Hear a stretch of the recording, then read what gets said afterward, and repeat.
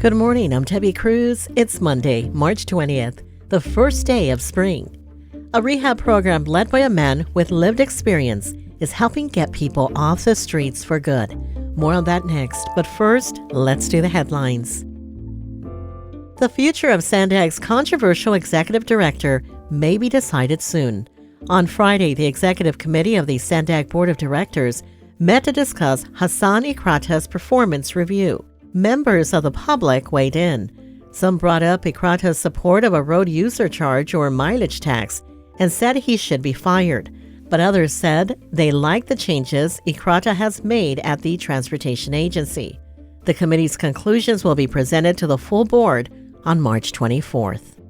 An all-electric rapid bus route is coming to the South Bay. The MTS Board of Directors last week approved Rapid 227, or Iris Rapid, as part of the county's bus rapid transit network. The new route will link the Otay Mesa Transit Center to neighborhoods along the Imperial Beach shores. It will also connect riders with the UCSD Blue Line trolley at the Iris Avenue Transit Center. Service is anticipated to begin this fall. It's the first day of spring, but this week's weather will not be spring-like. There is a chance of rain through early Thursday, with the heaviest rain expected tomorrow. The storm is also expected to bring snow to higher elevations. From KPBS, you're listening to San Diego News Now. Stay with me for more of the local news you need.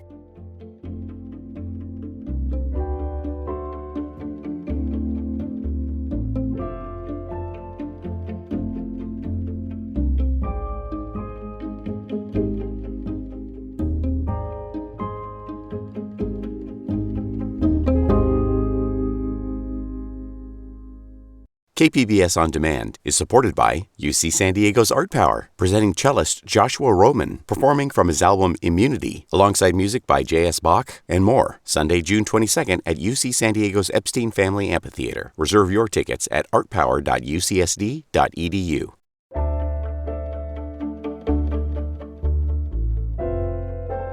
From homeless to housed and healthy to reintegrated back into society.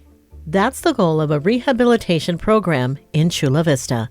Reporter Jacob Ayers says it's finding success getting people permanently off the streets, and it's led by a man who has the lived experience to help. So when the clients come in the morning... Homelessness and addiction often go hand in hand, says Joey Rubio. He would know. He spent years without a roof over his head, living in canyons and using drugs, and spent decades locked up behind bars. But all that's behind him now. He's been sober for 7 years and works for the nonprofit McAllister Institute for Treatment and Education in Chula Vista. We have a kitchen, we have food, and we have a morning meditation here. We have NA meetings, AA meetings. This is where a lot of the stuff happens. Rubio says an ugly childhood led him down a dark path. He was selling and using heroin by the age of 10. He's 63 now, and along with getting sober, he got certified as a drug and alcohol counselor.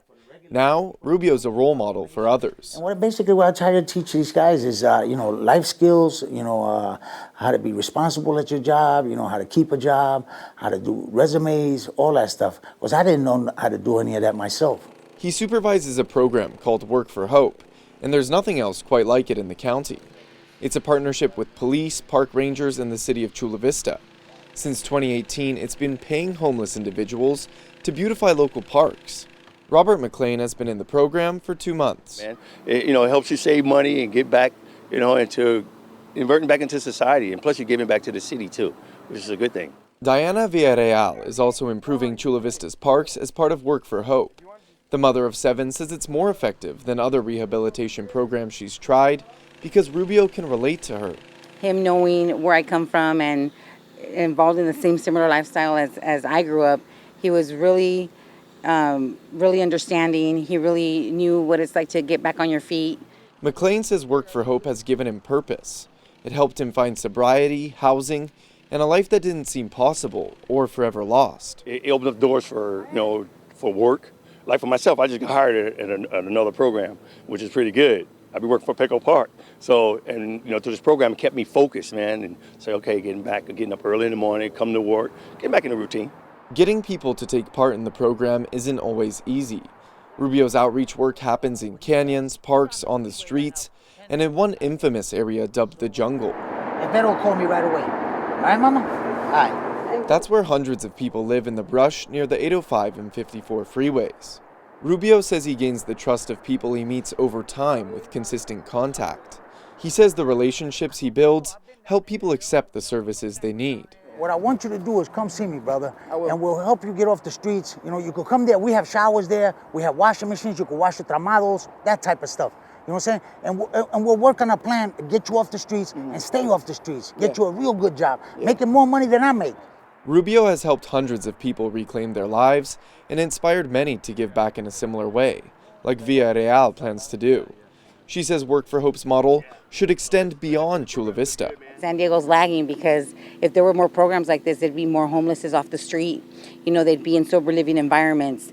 They'd have that light at the end of the day. They'd boost themselves up. They wouldn't be in their tents or where they're at.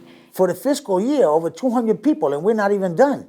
Off the streets, employable, housed, reunified with their families, with their children, single parents.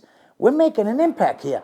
Rubio says there's a need for more people like himself, those with lived experiences in homeless outreach and addiction counseling. I just wish more people to get involved. We have a fentanyl pandemic. We have a homelessness all over San Diego, LA County, all over. Homelessness is everywhere, and I want to address those people and help those people out. Rubio has big dreams to expand his team's efforts to beautify other parts of the county and California and get more people permanently off the streets. But it costs money to do that. His organization is running out of financial resources and actively applying for grant funding. Their goal is to raise $1 million, which would keep Work for Hope running for nearly a decade. Jacob Ayer, KPBS News. In other efforts to get people off the streets, there could be a new ordinance banning homeless people from camping on San Diego streets. Reporter Claire Strong takes a look at what it would mean. Being homeless in San Diego could soon land you with a fine. Council member Stephen Whitburn has proposed a new ordinance that would ban homeless encampments on public property if shelter beds are available. It would also prevent people from living in places like parks, transit stations, or near schools where the beds are available or not. We've heard too many stories about people who are on the streets who've been randomly attacked, stabbed to death, even set on fire. And there have also been threats to our neighborhoods as well. Homeless advocate Michael McConnell says no one should have to sleep on the street, but says a lack of beds is a big issue. For people like me who are out here on the street, it's obvious that there's a lot more people who want a shelter bed than there are beds available. Claire Strong, KPBS News. The City Council will have to approve the ordinance. They could vote on it next month.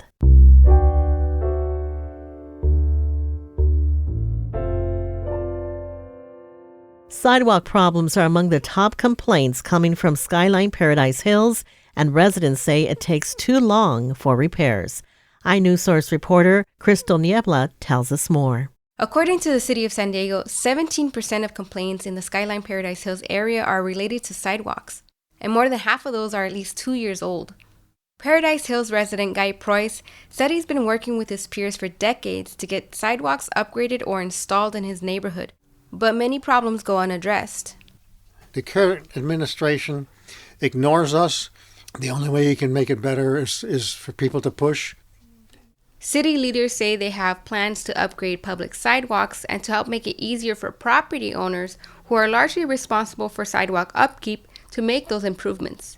For KPBS, I'm iNewsSource reporter Crystal Niebla. iNewsSource is an independently funded nonprofit partner of KPBS. Coming up, how the recent weather has impacted endangered monarch butterflies. We'll have that story and more just after the break.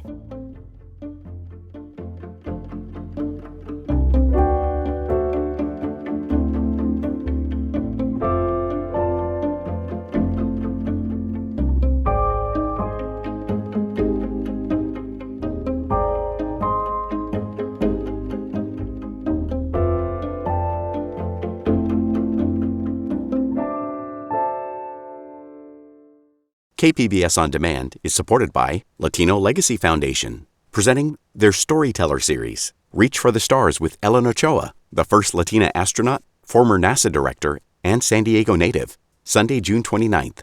More at LatinoLegacyFoundation.org.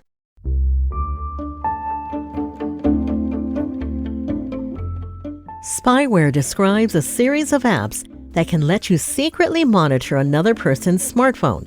SciTech reporter Thomas Fudge says it's all too easy to install and hack. Spyware is also called stalkerware, and it allows someone to see another person's texts, emails, phone calls, and photographs.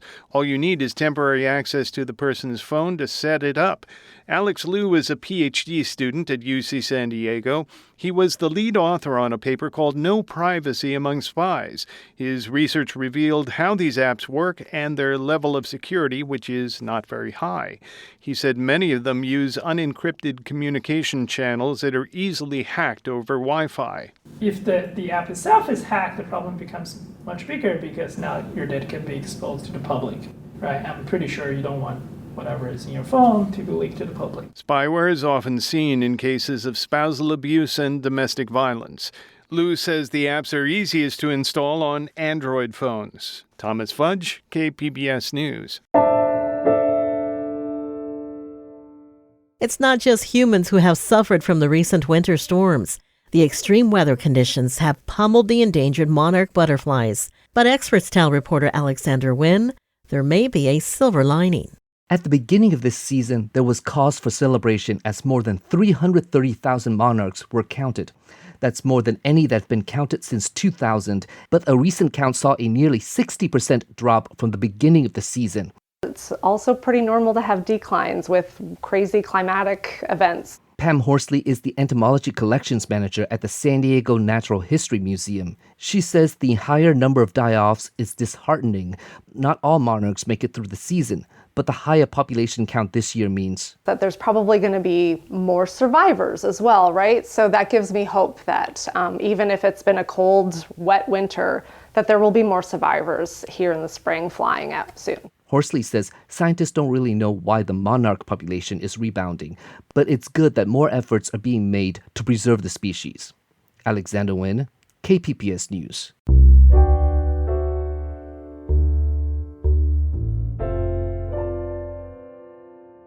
And before you go, we want to get your input on friendships and how easy or hard you find it to make new friends. You can call us at 619-452-0228 and let us know your name and what city you are from and your question or comment about friendship.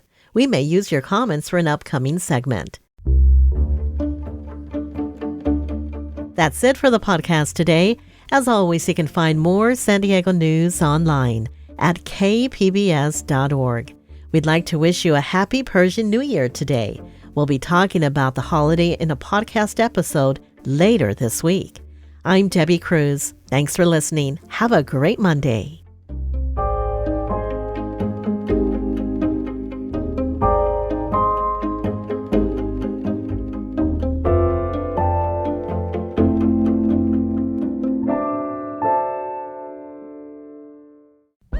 Now on the Finest podcast, the NPR Tiny Desk Contest, we highlight our favorite local entries and hear from the artists who made them. We're just very tired of hearing music that doesn't represent the people or is very nonsense or just dumbing people down. Listen now wherever you get your podcasts.